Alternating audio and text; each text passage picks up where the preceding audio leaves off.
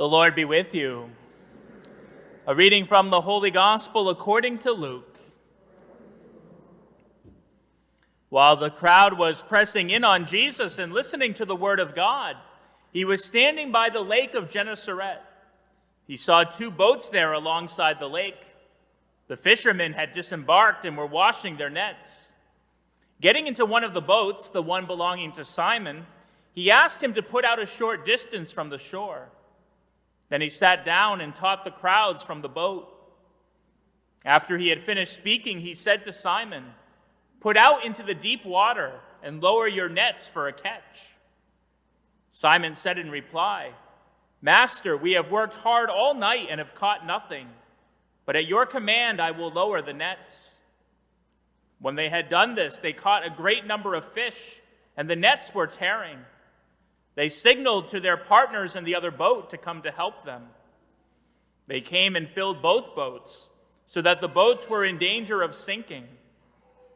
When Simon Peter saw this, he fell at the knees of Jesus and said, "Depart from me, Lord, for I am a sinful man." For astonishment at the catch of fish they had made seized him and all those with him, and likewise James and John, the sons of Zebedee, who were partners of Simon. Jesus said to Simon, "Do not be afraid. From now on you will be catching men." When they had brought their boats to the shore, they left everything and followed him. The Gospel of the Lord. A couple years ago, as vocation director, I ran a vocations camp for young men called Quo Vadis Camp.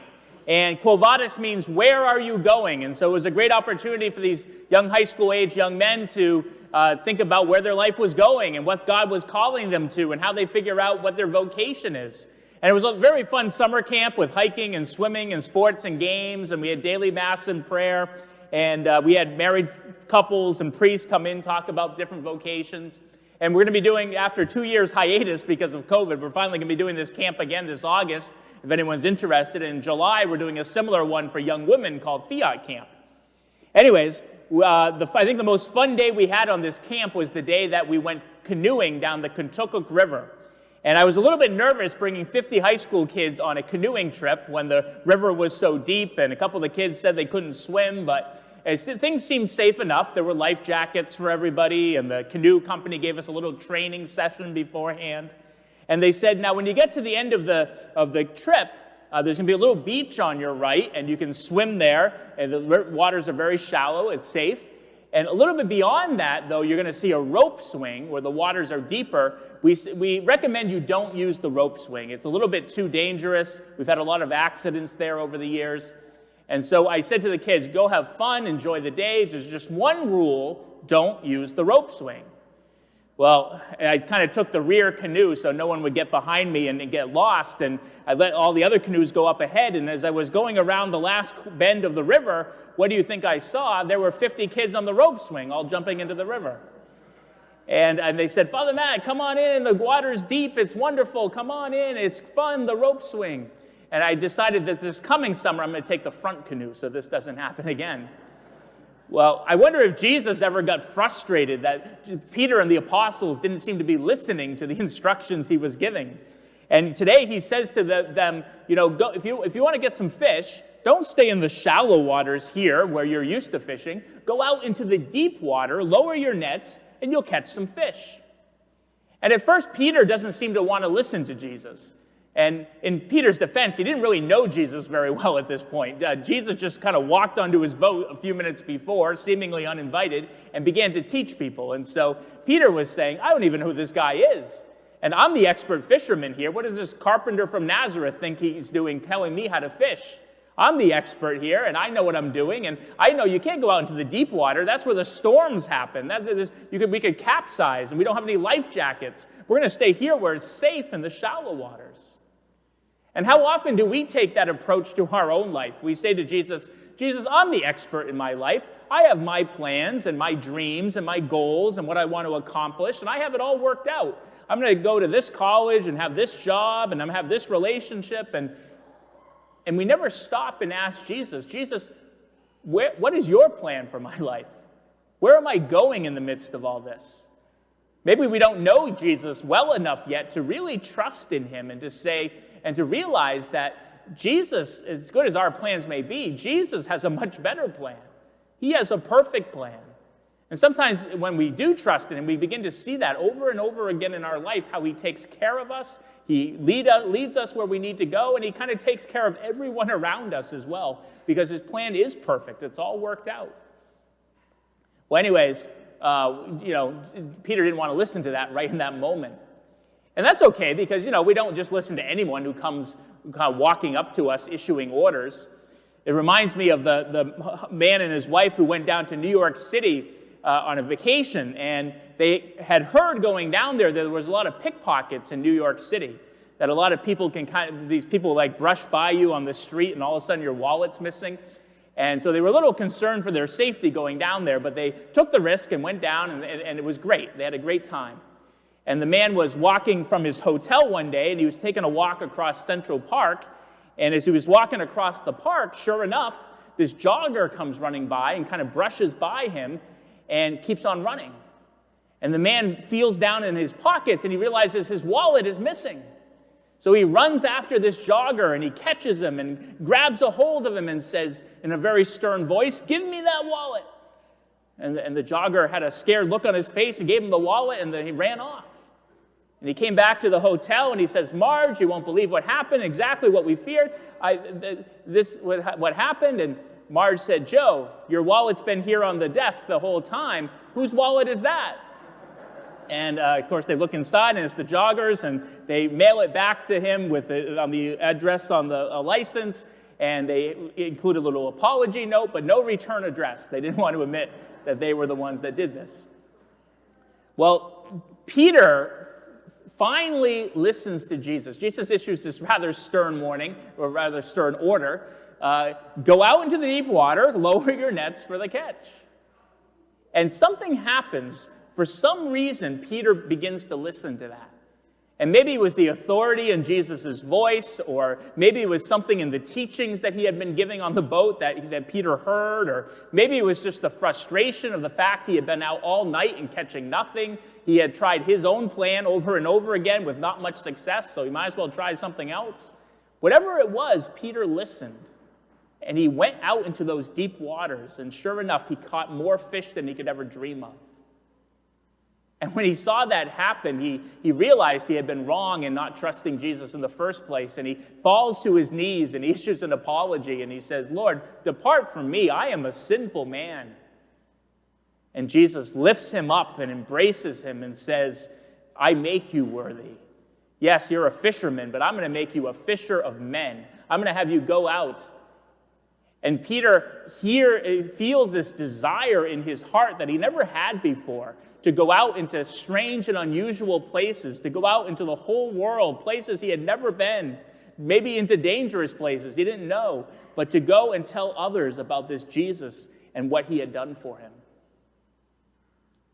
How often does that happen in our life, where we realize that Jesus is calling us to something more? Jesus is calling us to trust in him in a deeper way, to get out of those shallow waters of our own fears and desires that we so often stay in, to go somewhere more.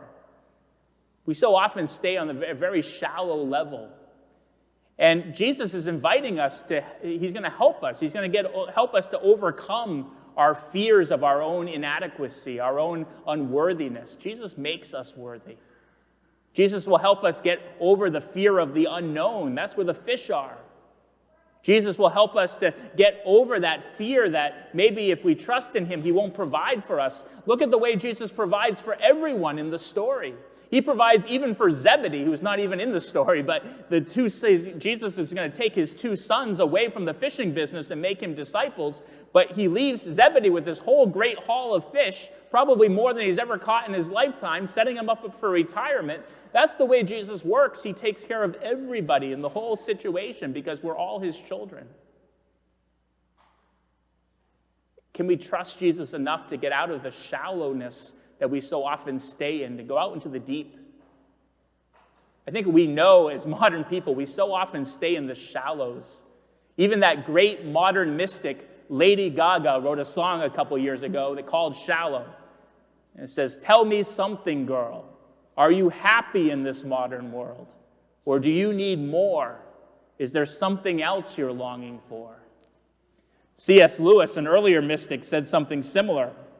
He said, "It would seem that our Lord finds our desires not too strong, but too weak. We are half-hearted creatures, fooling around with money and drink and sex and ambition when infinite joy is offered to us. Like an ignorant child who wants to go on making mud pies in the shallows of the slum because he cannot imagine what is meant by the offer of a holiday at the sea. We are far too easily pleased." I hate to make everything about COVID because we're all sick of it right now, but I think this all kind of applies to where we're at with COVID right now as well. And there have been so many voices over these last 2 years, some saying we should just shut down and stop living, and that was certainly wrong, and others saying there's nothing to worry about, and that was certainly wrong. And we've all done our best during this time to navigate those waters, and forgive yourself for the whole thing, because we did our best. And so often there was so much damage done to relationships and to friendships and even to family relationships. And if that happened, we just need to stop groveling and get up and apologize, say we're sorry, and forgive and move on.